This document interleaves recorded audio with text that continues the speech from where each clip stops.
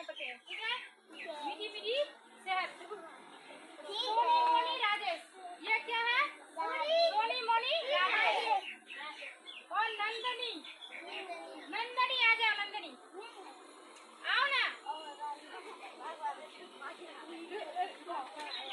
ये कौन है? नंदनी, ठीक है।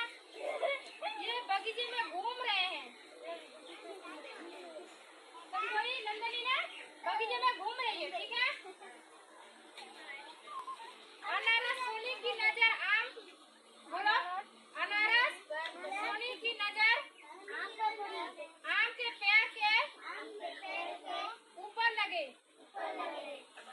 सोनी अनारस के पेड़ के ऊपर क्या क्या आम के पेड़ में ऊपर चढ़ने लगे। ये सोनी जो है आम का ये पेड़ है, चलो ऊपर चलो, वो चढ़ने लगा है, ठीक है। मधुमक्खी ने छत्ते पर बढ़ी, जिससे मधुमक्खी उसके छत्ते में बढ़ गई। उसने कहा अरे, तुम बोलो, उसने कहा अरे,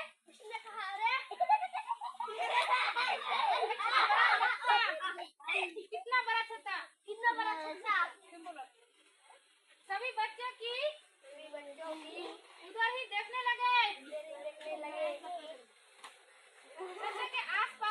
छत्ते के आसपास मधुमक्खियाँ मंडरा रही थी। सभी क्या किया ये है, आसपास मधुमक्खियाँ ने मंडरा रही थी, ठीक है। राजेश बोला सवाल कर रहना, सवाल कर रहना। ये मधुमक्खियाँ काट भी सकती है। मोनी ने कहा ये सिर्फ काटती ही नहीं, हमें खाने को मीठा की कोशिश साथ भी देती है। क्या आपने मधुमक्खियाँ देखी है? जी। आपने इन्हें कहाँ से देखा है? कौन पेड़ में? आम के पेड़ में। क्या आपने कभी मधुमक्खियाँ का छत्ता देखा? जी। चित्र में बने मधुमक्खियाँ के छत्ते को ध्यान से देखिए। चित्र में बने मधुमक्खियाँ के छत्ते को ध्यान से देखिए। क्या इसमें कोई विशेष आकार?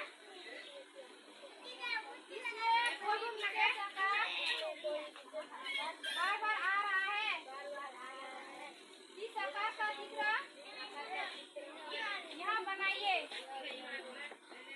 इस आकार का चित्र तुम यहाँ बनाइए। तुम जाओ।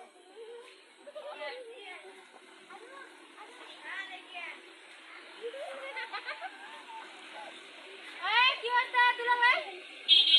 इधर ध्यान दे सब। नंदन ने कहा मधुमक्खियाँ हमारे लिए बहुत उपयोगी है, हमें इनके बारे में जानना चाहिए। सोनी बोला पास ही उमा दीदी रहती है।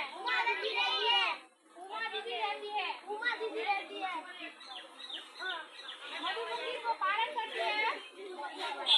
चलो उसमें बोलो सबको मधुमक्खियों के बारे में पता करें। सभी बच्चे उमा दीदी के पास पहुँच गए। उमा दीदी ने उनका स्वागत करते हुए पूछा बच्चों आज सवेरे कैसे आना हुआ?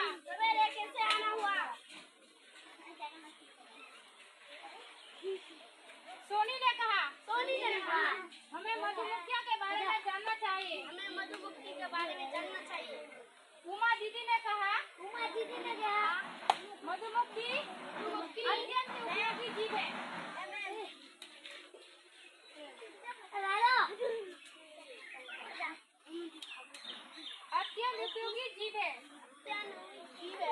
हजारों वर्षों से हम इससे शहद और